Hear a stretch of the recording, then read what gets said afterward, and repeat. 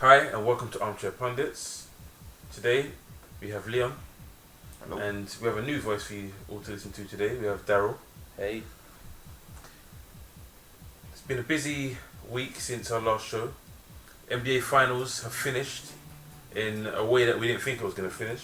Very quick, and for most of us apart from Yao who's not here, in a way we didn't think it was going to finish or wanted to finish. And then we've had the start of the greatest show on earth, aka the FIFA World Cup, and we've had the top boys generally performing. So we'll start off with NBA. San Antonio got their revenge. They turned the heat up and burnt Miami to a crisp. Your views, Daryl. Your views on Deservedly the so. 5 games. Deservedly so. Been a better team over the whole course of the season. And when it really mattered, when it came down to it in the finals, they just trounced Heat with no remorse, boy. Like 15 points of margin of victory in the last 4 games. That says it all, really. Yeah. I think Heat were even on the same page, and I think they're just motivated from last year to set it right, and they've done it, and in emphatic victory as well, I have to say. So the only time Miami kept them under 100 points, they won. When Miami won 98-96, and San Antonio lost every other game. San Antonio got over 100, 104, 107, 111, 110. The defense, they always say in the NBA, defense wins you the titles. You had the best defense against the 12th best defense in the league, and it showed in the end. Yeah, for me, it did. LeBron, he's not Superman. No, he can't do it all by himself. And when you look at it, it comes down to talking about points. How much points off of the bench did San Antonio have compared to Miami? And when players were off for Miami, like Bosch, they felt the effects. And you know, it's a team game, and it takes more than just the players in the outfield to win it for you. It also counts for what you got on your bench, and the better bench out of the two teams is blatantly San Antonio, and it came to the fore for this final, and at such an effect that Miami just couldn't deal with it, and their guys couldn't step up, personally. Leon? Can't really say much more than San Antonio fully deserving victory. They were really unlucky to it last year, as we said before. And this year, I don't think there's anyone on earth that could have stopped them. They were just absolutely outstanding. The consistency, the intensity, the way they moved the ball around the court, it was unstoppable. The passing was amazing. Unstoppable. The best passing I've seen by any NBA team since I've been watching NBA. It's just so efficient, so on point. It's flawless. Okay, so San Antonio, fantastic. Where did Miami go from here? Because I was speaking to Lenny, who's been on our show before, and before the season finished, before we even got into playoffs. Granted, when they got to playoffs, they thought, yeah, they can do this. But before they got to playoffs, they said they can't win it. They have no bench. Fair enough, they've rested Wade, and Wade looked good, and we said on our show Wade looked good, but the simple fact is, as you've pointed out, if you have no bench, what chance did they really have? Because you had the bench sometimes outscoring on the court Miami's first team. You'd have LeBron, you have Dwayne there, you'd have Bosch there, you'd have even the 3-point specialist Allen there, and the bench of San Antonio Spurs will still be outscoring them. So for me, or for you guys, do you think that next year they should sit there and even say, you know what, we need to find a way around it? I don't know, maybe they take pay cuts so they can actually get a better bench, because it's just going to keep on happening. I actually don't think Miami's bench is that bad. I actually think that the bench just didn't represent in this finals, because the same guys, a lot of those guys were there last year, and they did rep in the final. And what I would say is, more than anything else, that they paid the price for not having they paid the price for not having a real dominant centre. Yeah. You look at Tim Duncan, and you see the impact he has. He's able to move the ball. He's there on defense. He's there on offense. Offensive rebounds, defensive rebounds. and despite his age, he's able to move around the court just as efficiently as anyone else on there. Is there anyone out there that they can get? They're gonna have to look at. I don't know. I'm not sure who's available. Free agency. Not even free agency. Just is there anyone they can think? You know what?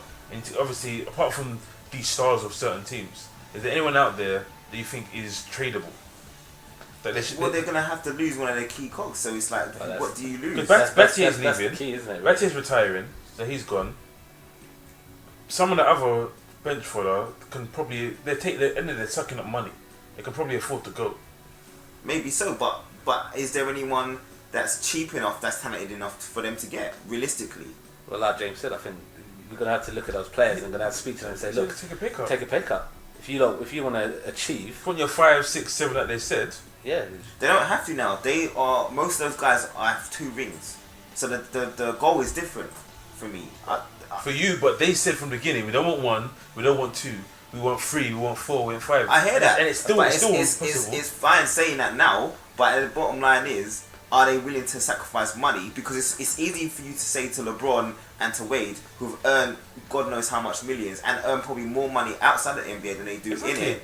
It's right for them, but what about for those fringe guys who they still need? That's the point. That's the guys I'm talking about. I'm talking about LeBron, Bosh, and Wade.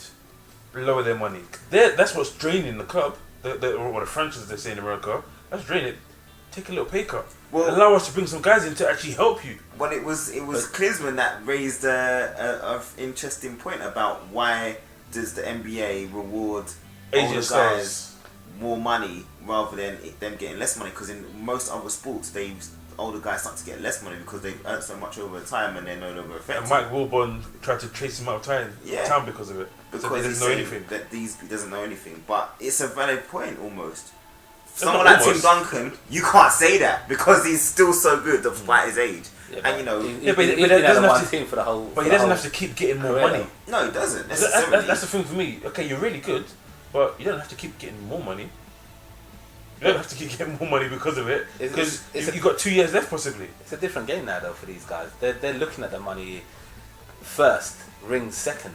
But at the same time, for instance, Kobe just signed a new deal.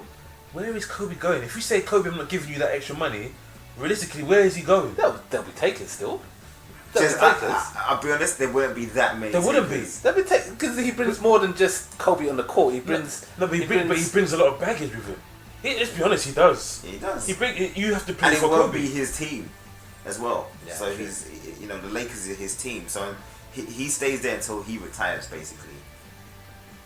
Someone who's had bad injury last season, got injured again this season, just as he got injured, while he's injured, you offer him a new contract and give him more money. That makes no sense whatsoever. But how value is Kobe to the franchise though? That's what you've got to look at that as well. But the point I'm making is, I don't see Kobe saying, I'm gone. Okay, if you don't give me more money than I'm getting before, I'm gone. I really can't see him doing that because it's his club. But we don't know, man. We don't really know what goes on. But bottom line is, Miami, they need a big man inside. That's not Bosh.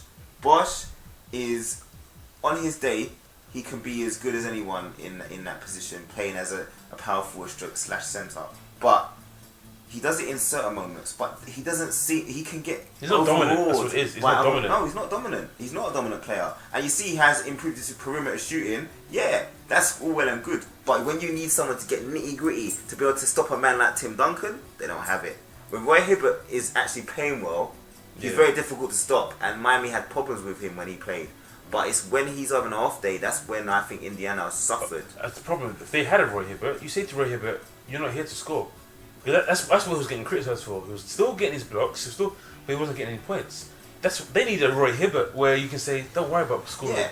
We need you to block up the Oden, but Oden's injury prone. So he's not got really any NBA experience because he's been out for so long. So does he have a chance next season realistically? Who? Oden of them getting him back fit. Not really. No, I can't see it. They hardly played this season. He played like sort of dead minutes most of the time. Yeah. So I don't think so. But they've got to do a lot. They've got a lot of work to do. Who said that the big three are going to stay anyway? I think they will. I know there's talk of LeBron. Dwayne Wade's not going anywhere. Yeah, Bosh. They're saying Bosh, that LeBron might go to New York. Yeah, well. Well, Carmelo said he's leaving. So what's the point of LeBron going there? Because them two playing the same team won't work anyway. But the talk I'm hearing is that He might. he's coming to join them. Well, who Which knows? for me makes no sense whatsoever. I don't think it does. I don't think it makes any sense. They're going But to try and who are we? gunslingers Who are and we just to say? outscore everyone. But there's always talk about LeBron and New York from ages ago. That might be something. That's the mecca of basketball. That's why, isn't it? So Yeah. The mecca with not that many championships Yeah, doesn't exactly. really make sense. The mecca of street ball, but everyone wants to play in Madison Garden. They get to play there X amount of times a times a season. year, Exactly. So it's nothing. So maybe it's a lifestyle that they want to live. But these guys are in Miami now. So what's New York got that Miami ain't got? Okay, well, we'll come on to that when the new season starts. It's been a good season. So congratulations Yep, to San Antonio. Deservedly and so. hopefully Tim will retire a champion. And Ooh, I don't know. He's still I got don't another. think I think he's still got another he's still season. hungry. I think he's still got He another has season. got another season He's there, got another season, guaranteed. definitely. Especially the way that Pop manages their minutes. That is for sure. We have to celebrate his achievements as well because he's been an icon for the NBA. Oh, hell yeah. And to stay at one team for that long, win 5 different rings, 5 different MVPs. And they said he almost left at one stage, and then David Robertson managed to convince him to stay. Well, it's a good thing for him. again, But we it's must culture move switch. on. We must move on because we're running out of time. Cool. Yep. We have the World Cup, which started with Brazil. 3-1 victory. Then now, as we're watching, let's play Mexico. It's 0-0 at half time. But going back, who's been the best performer for you so far? Which team has had the best? Okay. Which team is Best first? performance? Which team has performed the best for you? I'd like to say England. no. It's got to be Netherlands against Spain. Yeah, really. definitely. Tactically, they just got everything right that day. They started off a little bit sluggish at the beginning, maybe a bit of nerves. Spain tried to play them a little bit more of a direct game. Didn't really work. That's the question I was going to ask. If they'd gone in with their normal tiki-taka, played a false number 9, and it's not gone so direct, kept the ball as much as they normally did, could the result have been different? I don't think it necessarily would be 5-1, but it doesn't mean that Netherlands would have not have won the game. I think Netherlands had that game from day dot. They planned. Why? They planned from the That's get. right. They planned for false 9. They actually planned for false 9, but they got Diego Costa instead, and it ended up that Spain didn't quite. They were trying something different, and that trying something different should have occurred over the course of a few matches. Yeah. Whereas Holland had been playing 3-5-2 or 5-2, whichever way you look at Since it. Strootman got They've been injured. doing it for about 5 games, and it wasn't working. And this is the first time it actually worked. It wasn't working in their warm-up games. But at the same time, okay, it worked. At half time was a draw. Mhm. The game really turned when Alonso went off. Let's be honest. They were losing 2-1, but the game wasn't unsalvageable. As soon as you took off Alonso, the floodgates opened. I know Busquets is quality, but Alonso adds something different to in terms of protection. Fair enough, he had to go for it. He had to try and get the win. But I look at it now, should have taken Busquets off instead of Alonso, because Alonso is a better protector, so to speak. He's actually not a better protector than Busquets, and they've actually said that themselves. Busquets is actually better at. They didn't show it. At that, no, he's actually better at that holding midfield position. Yeah, Xabi Alonso is about possession and how he That's what I mean. distributes the ball. But they would have played the possession game. If they'd kept it, they would have kept the possession game they used to. They couldn't play the possession game at that point of the game with the score at 2-1. Well, that's what they've done through the years. Through the years, they've said, you know what? Up until last year when they got destroyed by Brazil, 3 years they've said, our way wins. So we keep playing it to the end. And they've got the results. It's only the Brazil game. Think about it. In history... But they learned in the Copa America that... But that was one game. Are you going to change everything on that one game? You can't base it on what Barcelona have done. The signs have been there. And the signs have been there. And... It's not like they've lost one game ever. It's just that they've lost that competitive game and it was a standout game because it was the final. But they've lost other games. They've. It's not as though they've gone this whole time and never lost a game playing this way. And they lost to USA in the last Confederations Cup, if you remember rightly, and they ended up winning it still. But they always lose one game. that's the way you do it. Then they lose one game or tournament. But they haven't What's the big hoo-ha? They haven't been as effective as they've been in the past. And it's showing that, and people don't have that fear for the style and the way they play now. They're not worried about it now. That people are going to play their own game and not try to cancel out, the Spanish tiki-taka game. I don't think there's anything wrong with having a plan B, because Exactly. their plan B was plan A. Like, is to complete plan A. We have to stick with plan A. And sometimes that's going to come unstuck, and it did last time. So they're thinking, right, we have to try something different. Holland's a good first game. If they lose it, which they have, it's not all not lost. They can still win 2 games and they're through. They're through. Who do they play next round, Leon? They're through. Brazil. We lose it. Brazil. If Brazil win their game today, not necessarily, bro. Listen, Personally, Brazil don't have to win this game to still finish top. I agree with Leon. They came with a plan B, which is new. But you don't try that plan B against Holland. No, in the you first don't. game of the World I Cup. would have thought. You don't try it. You played it in the second game against Chile. Exactly. I would have thought. They might pay the price for that as well. Because let's be honest, Chile Chile are no mugs. No, they're not. They're They showed it. We had the conversation on here, and Yao said that he thought they were dark horses, and that they'll do something. But he believed that Holland weren't going to make it.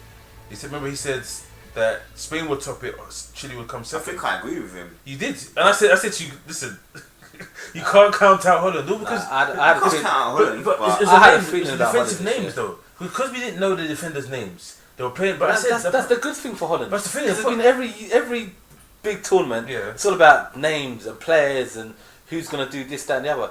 No one's talked about Holland this year. And just look at people like Robin van Persie. Robin's been on it all season for Bayern. Yeah, yes. He was going into this tournament on fire. He's hungry. Van Persie, he's done his usual, played the injury game for the whole season, going into the World Cup fresh. Even Schneider played well. But let's face it, Snyder's in a as new much role. as a lot of people have been hyped about how it's good that England finally brought youngsters, that's exactly what Holland have done. Yeah. The only difference is, as you said, we don't know some of those names because they're not household names, and we don't see a lot of Eredivisie anymore. Yes. So we don't know those guys as household names. He did it smart though. Because they brought them in gradually. He'd been playing them. It's not even that. He's toyed with about 47 players. Yeah, but it's the way he did it, because he brought in 3 from the one club and put it in the back line and said, okay, you 3 are going to play, and I'm going to put Ron Vlaar, who's our most experienced guy we have around at the moment, and you 3 are going to play there. Then you've got Danny Blind, who can play, or not Danny, his son Daley Blind, who is at Ajax. So he knows how to fit different systems. Put him at a left wing back. The right wing back is fine. I can't remember off the top of my head who played there, but I'm pretty sure it was a final player. We play him there, and they're laughing. They're absolutely laughing. That's the thing about Holland. That's the difference between them and England. They have a system. England don't have a system. So when you're bringing these players in for Holland, they know how to play. They know what system they're fitting into, and that makes all the difference, because it makes that transition from club to international, regardless of age, a lot easier. Yeah, True. that's very true. True. So we'll see how it goes, because there were some other games, some exciting games. As we said, Chile performed really well. Yeah. They beat Australia 3-1. You have to give Australia credit. That they didn't give up. They gave a They good, didn't good give up. fight of it, let's say. So, and then obviously on the Saturday, we had Colombia without Falcao, 3-0. Performance. I was at a wedding, so I didn't see it. And but yes, Greece lost. I'm sorry for bias, but Greece are the destroyers of football. Every game Greece are involved in is usually boring, but Colombia saved us by beating them 3-0. and we had the shock of the tournament, which I'm pretty sure was Costa Rica beating Uruguay Definitely 3-1. the shock so far. Yeah. That messed up England completely, because now They have to win both anyone games. can win it now. It's completely changed the direction of that group. It really Because has. really, I thought England opening game against Italy might get something. Second game against Uruguay, England would lose, and then they have a chance of going through and then mess up against Costa Rica. Now, Costa Rica in it, thinking, well, we've got as much chance as anyone going through. We're topping the group at the moment. The game between England and Uruguay now becomes Must win. for both teams. And you need goals as well, for goal difference. And what do Italy do now? I think, well, play our usual game against Costa Rica and just make sure we get some points on the board, and they go through, and then who knows what's going to happen. Messi, there was a stat, what was it? I think it was it 8 years between Messi's first goal and his second goal in the World Cup? Maradona, had 8 years between one goal and another. It wasn't first and second, but he had 8 years between goals in his World Cup as well. So it's not all bad for Messi. Good goal, winning goal. That's what you want the arguably, not currently, but arguably best player in the world to do.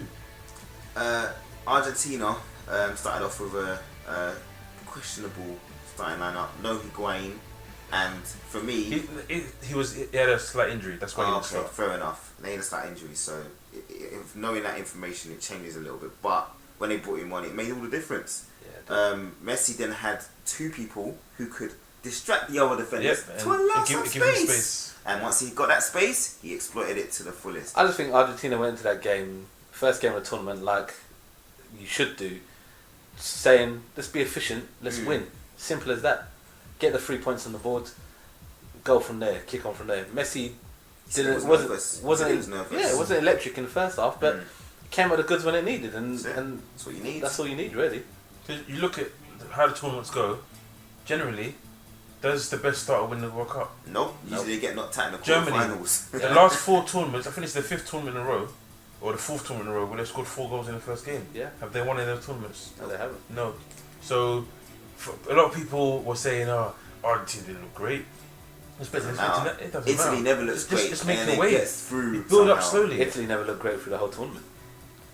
And yet they've had a win for the first time in the first game for a while. That is for sure. One thing that I'm very happy about, we have, and obviously being African, we have an African winner In the first in their first game. games. Ivory Coast came from behind. Yeah. Finally, golden generation. Hopefully Exactly. they can do something. Drogba came off the bench. Wasn't him directly, but maybe his influence being on the pitch. Maybe his influence being on the pitch got there because it was literally identical goals within 2 minutes of each other. Within 5 minutes, Drogba coming on. So maybe it put fear in the Japanese defenders. Who knows? But it's good that someone, because boy, I felt disgusted when I was watching Nigeria yesterday. I mean, that's one of the worst Nigerian performances I've ever seen, and we've had some poor performances in World Cups. But that was just, there was no direction, no pace, no nothing. It was awful. It's just strange that against that kind of team, that you guys just wouldn't go for it. Just go for it. It just seemed like you were really tentative. I think what it actually was really it's slow. not even that. I think what it is they said it before. Nigeria do not have the type of players to break down a team that says, "Come break us down."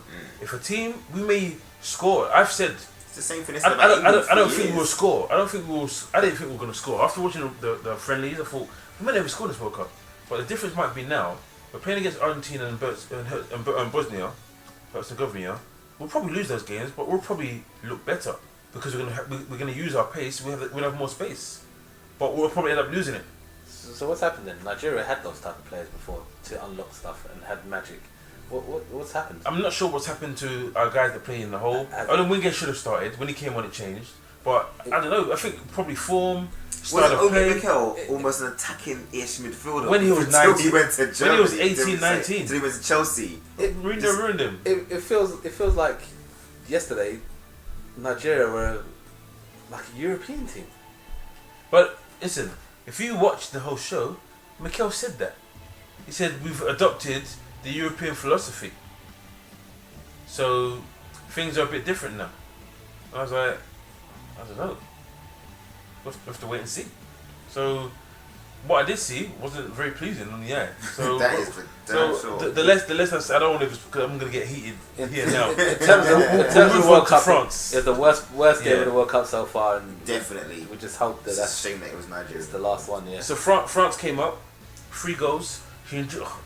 Honduras. Okay, they were the most disrespectful team of the tournament so far. I mean, seriously, like Ezekiel plays for Celtic. So I know he's not a brute animal that does not have to play football and just wants to kick people in the face.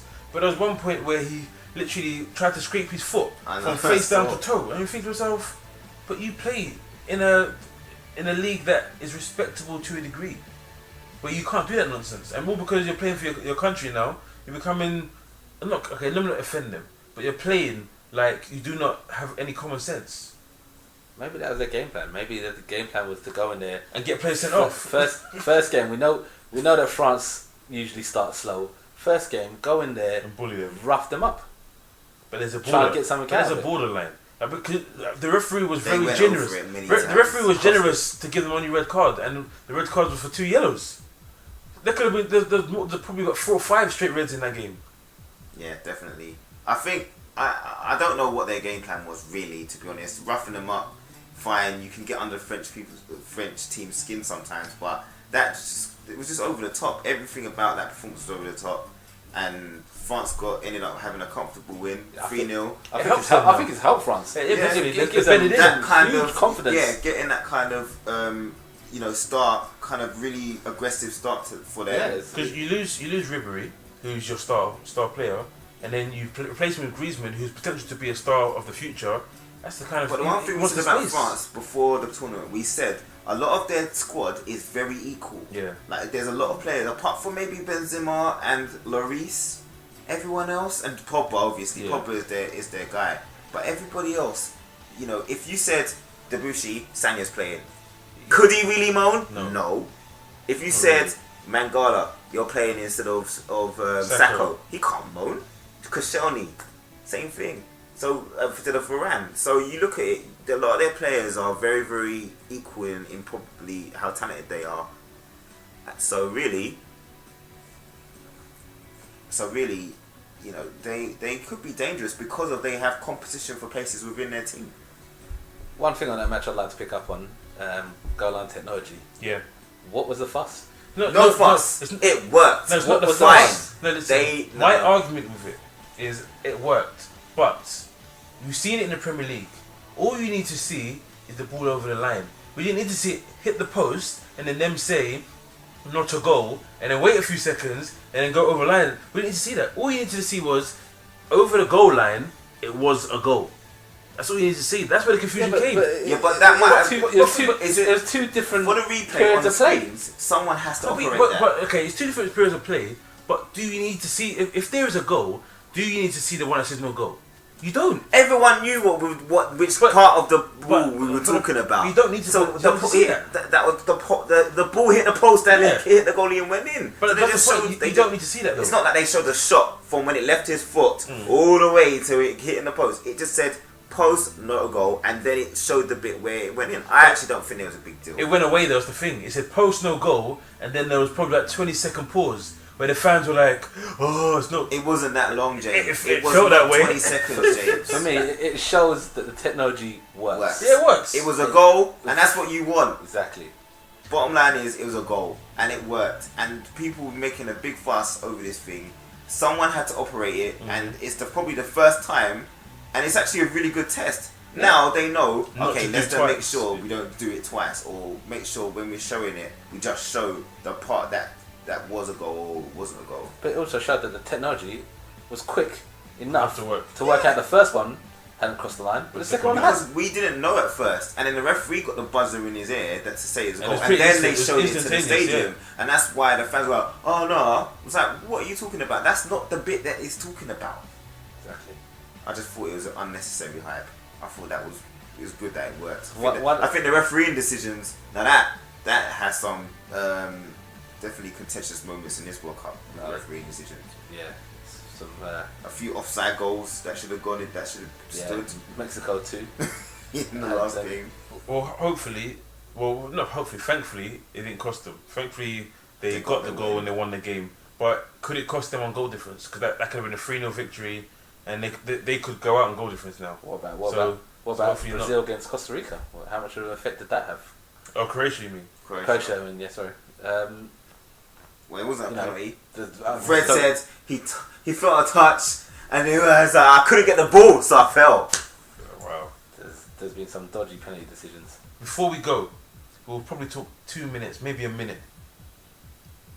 Conspiracy theory or not?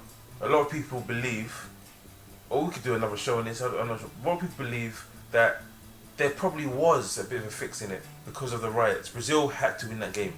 A lot of people have said there's no way Brazil could have lost that game because the way the riots are going on there, if they had lost the game, the riots probably would have escalated because Brazil have lost the opening game and then chaos ensues.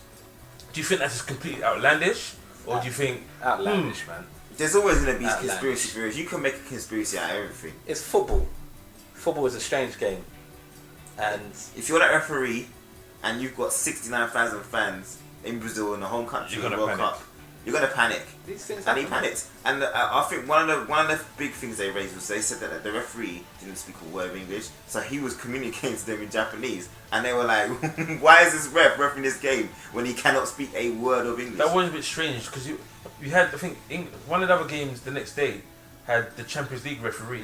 So in theory, the guy that did the Champions League is probably the best referee this year.